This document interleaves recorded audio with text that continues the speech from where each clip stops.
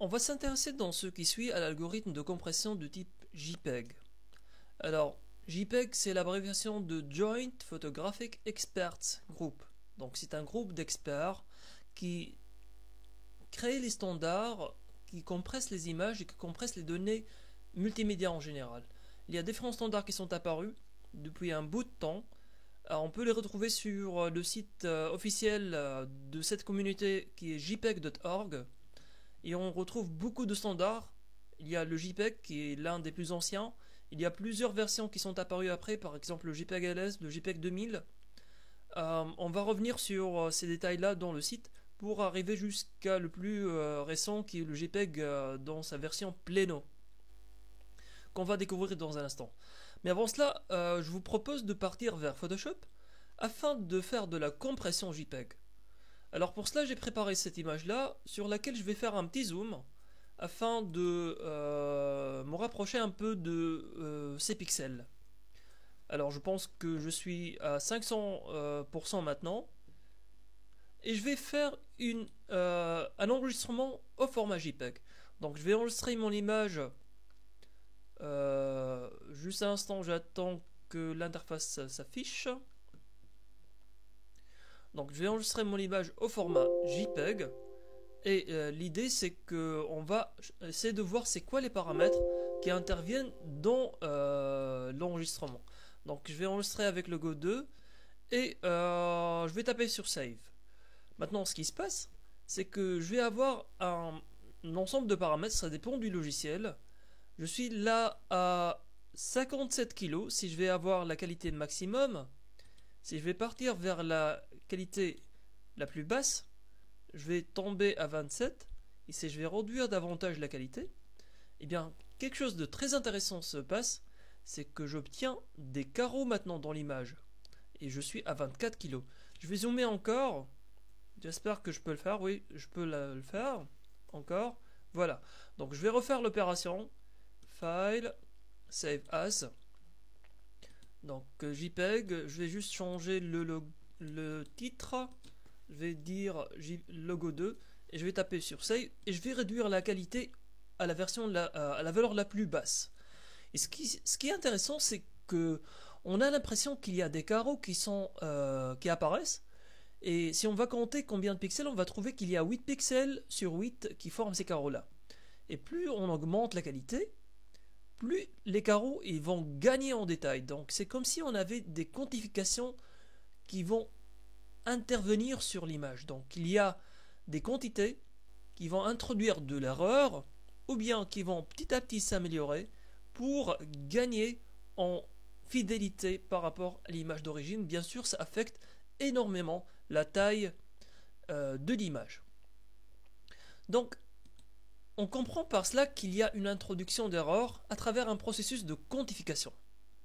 Il y a un certain traitement qui est fait. On va passer maintenant à l'algorithme de JPEG dans une version générale. Donc si on va revenir à notre présentation, donc on est là. Avant d'arriver à jpeg.org, il y a une certaine structure générale pour appliquer la compression. Alors, ce qu'on fait, on a une image qui est donc celle originale, qui peut être par exemple une fonction de x, y, et cette image-là, elle va subir une quantification, ce qu'on appelle un quantizer. Mais avant la quantification, ce qu'on va faire, c'est qu'on va appliquer un mapper. Ce qu'on peut dire d'un mapper, c'est que c'est une fonction, ou bien c'est une transformation, qui va être un peu magique et qui va transformer nos valeurs pour les rendre encore plus faciles à compresser. D'accord? Donc on a l'image elle est un peu difficile à compresser, on va la transformer en un domaine facile à compresser, on va quantifier comme on vient de le voir et ensuite on va faire dégager les symboles qui existent. Parce que disons on n'a plus toutes les valeurs entre 0 jusqu'à 255, on va avoir moins de valeurs. On va avoir par exemple des valeurs 100, on va avoir les valeurs 10 et on va avoir par exemple les valeurs 0. C'est tout ce qu'on va avoir. Et donc on va encoder ces symboles-là d'une façon optimisée. Maintenant, là on aura notre fichier on dirait que ça c'est notre fichier .jpeg, c'est le fichier compressé. Maintenant, si on va faire un double-clic sur ce fichier-là, on va taper sur le fichier avec la souris, on va faire la décompression. Donc ça c'est l'encodage, et là c'est le décodage. D'accord? Donc là c'est de façon globale. Maintenant pour l'algorithme JPEG, il y a un peu plus de détails. À partir de ces symboles-là, on va revenir, on va faire le décodage de ces symboles, on va revenir à la palette des symboles originales, et ensuite on va revenir je vous rappelle qu'on est dans un espace un peu spécial, on va faire la transformation inverse pour revenir vers l'image approximée. Donc ça c'est une image compressée, ça c'est une image approximée de l'image originale. Donc ça c'est l'original, et là c'est F chapeau qui est une image approximée.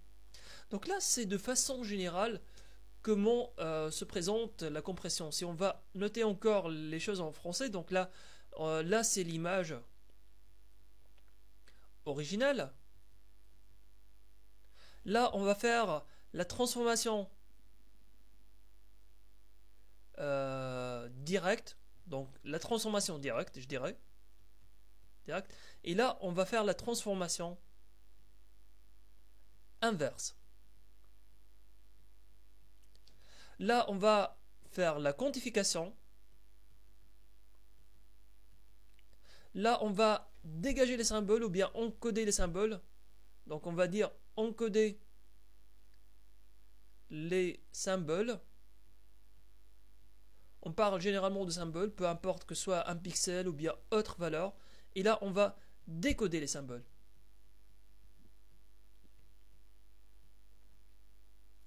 Donc là, généralement, c'est l'encodage. Et là, c'est le décodage. Là, on a l'image compressée. Et là, c'est l'image qui va être approximée. Voilà. Donc, on passe dans la suite au détail de l'algorithme JPEG.